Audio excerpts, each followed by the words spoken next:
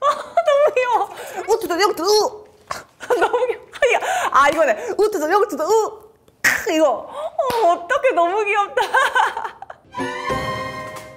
안녕하세요, 양날의 변호사입니다. 지난번 영상에 이상한 변호사 우영우 리뷰를 올렸었는데요, 많은 분들께서 댓글로 우영우 리뷰 시리즈를 해주세요 말씀해 주셔가지고 여러분과 함께 우영우 시청하면서 리뷰해 보도록 하겠습니다. 오늘 영상도 출발합니다.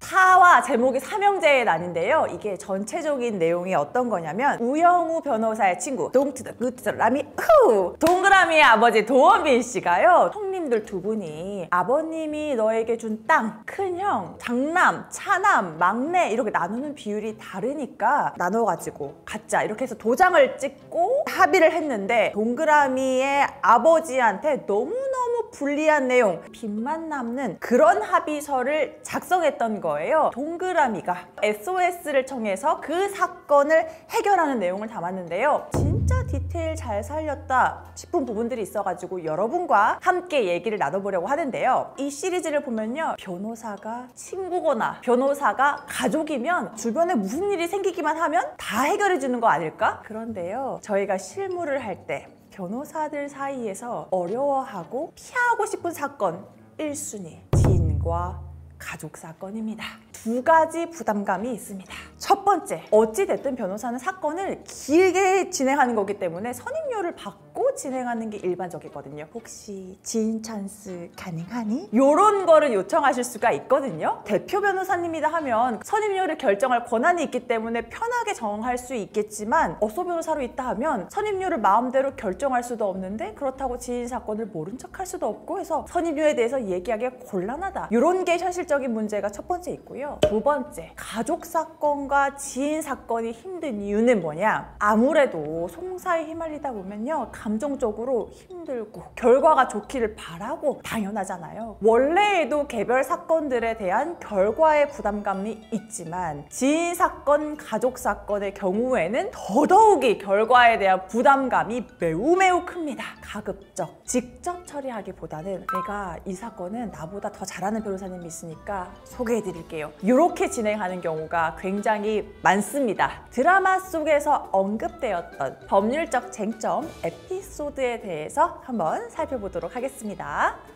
동그라미가 이거 아버지가 도장 찍은 각서를 해결해야 되니까 친구인 우영우 변호사한테 SOS를 쳤는데, 우영우 변호사가 변호사를 계속해 나갈 수 있을 것인가 지금 고민을 하면서 변호사 업무를 하지 않겠다 하고 있었기 때문에 본인이 믿고 따랐던 정명석 변호사님에게 찾아가서 도움을 요청하라고 했습니다. 정명석 변호사님이 승소하기 힘든 사건입니다. 14년차 변호사가 가장 무서워하고 어려워하는 게 뭔지 알아? 회전문? 우영우 변호사가 얘기한 것처럼 그 실무를 아직 많이 접하지 못했을 때 사기나 강박에 의한 의사표시는 취소할 수 있다고 말해봤어? 정말 중요한 게 뭐냐면, 도장을 찍는 순간 엄청난 그 프리패스처럼 강력한 처분 문서가 되는 거거든요. 찍을 때 내가 협박에 의해서 찍었으면 효력이 없어져야 되는 거 아닌가요? 문서에 서명 날인을 딱 하는 순간 그 문서를 우리가 처분 문서라고 하거든요. 처분 문서는 진정성립이라고 해서 그 문서가 진실되게 제대로 작성되었다는 게 밝혀지면, 이 드라마 속에서처럼 동그라미의 아버지가 내용을 한번 읽어보고 자기가 자기 손으로 도장을 찍은 게 맞다, 이 사실이 인정이 되면은 그 문서에 적힌 내용을 뒤집는 게 굉장히 어렵습니다. 어떠한 종류가 됐든 내가 작성할 때 내가 건네야 되는 거, 이런 류의 문서를 작성하실 때에는요, 정말 신중하고 또 신중하게 작성하셔야 됩니다. 너무 귀여워. 우투도 영투도 우. 너무 귀여워. 아 이거네. 우투도 영투도 우. 이거 어떡해, 너무 귀엽다. 제대로 된 사직 사유를 못 들어서 아직 퇴직 처리 못했어요. 제대로 된 사직 사유를 듣지 못해서 아직 사직 처리를 하지 않았대요. 정말 저는 정말 정명석 변호사님하고 사랑에 빠질 것 같습니다. 우투도 영투도 우. 우리 우영우 변호사가 다시 로펌에 들어와서 열심히 활동을 하고 있는데, 권민우 변호사가 정명석 변호사님의 방에 찾아와서 이렇게 얘기를 합니다. 기본적인 근태 관리도 하지 않으면서 본인이 하고 싶은 사건만 딱 맡아서 하는 게 같은 신입 변호사로서 보기가 좀 불편합니다. 굉장히 못마땅한 듯이 얘기를 했습니다. 냈어요. 치열한 경쟁 관계 진짜로 있을까요?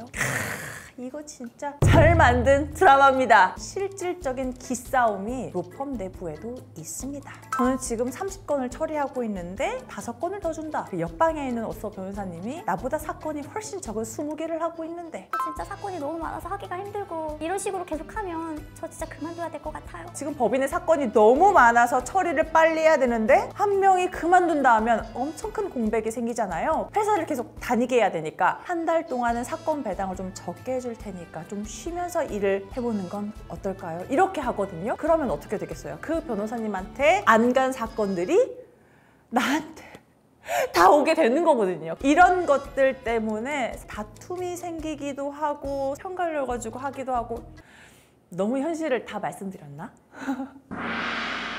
우영우 변호사가 이 처분문서의 효력을 얻지 못해서 전전긍긍하고 있던 순간 고래가 퓨 뜨면서 사건 해결의 실마리를 찾게 됩니다. 자, 증여계약을 해지할 수 있는 조항 민법 제556조 제1항 1호를 떠올려서 동그라미와 가족분들 엄마 아빠에게 이렇게 하면 될 것 같다. 증거를 이렇게 만들어라. 코치를 해줘가지고 그 문서의 효력을 없애는 스킬을 보여줬는데요.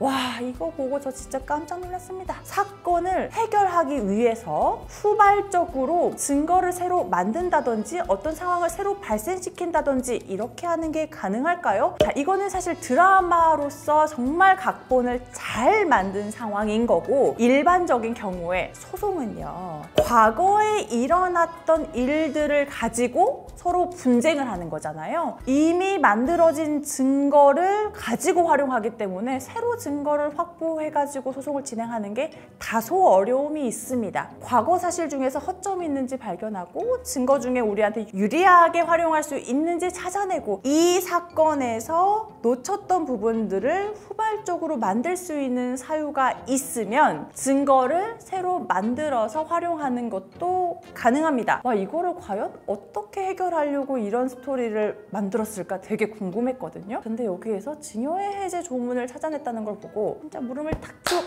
진짜 이거는 기가 막히게 극본을 잘 작성한 거다 이렇게 생각이 들었습니다. 처분 문서의 효력을 없는 거는 정말 진짜 민사사건들 중에 난이도 1, 2등을 다툴 만큼 진짜 엄청 어려운 소송이기 때문에요. 제 개인적인 기준 처분 문서 작성할 때에는 정말 유의하셔야 되고 이건 드라마이기 때문에 해결을 한 거다 생각하시면 되겠습니다. 제 개인적인 기준 우영우 변호사가 친구의 사건을 해결하고 이제 정명석 변호사님에게 찾아가서 오늘부터 다시 출근해도 되겠습니까? 네, 그러세요? 앞으로 오면은 월차 못 씁니다. 결근으로 다 땡겨 썼으니까. 우영우 드라마 보면서 저도 너무 막 재미있고 너무 막 흥미진진하고 하니까 막 유튜브에서 짤 같은 거 많이 찾아보거든요. 댓글로 봤던 것 중에 진짜 찐 공감했던 게 우영우 같은 변호사도 찾기 어렵지만 정명석 같은 변호사도 진짜 찾기 어렵다 이런 댓글을 봤거든요. 저 완전 찐 공감하잖아요. 저도 정명석 변호사님처럼 됐고예요. 제가 이렇게 오늘도 여러분과 함께 이상한 변호사 우영우 4화를 함께 시청했는데요. 우영우 신드롬이 왜 생겼는지 전 너무나 알 것 같아요. 정말 그 가슴 콩닥콩닥한 모먼트 플러스 이런 실무적인 디테일 어떻게 살려냈을까 진짜 감탄하는 포인트들이 굉장히 많거든요. 그래서 저 진짜 이거 꼭 챙겨보려고요. 누구와? 여러분과 함께. 영상 재밌게 보셨다면 좋아요, 구독, 알림 설정 부탁드립니다.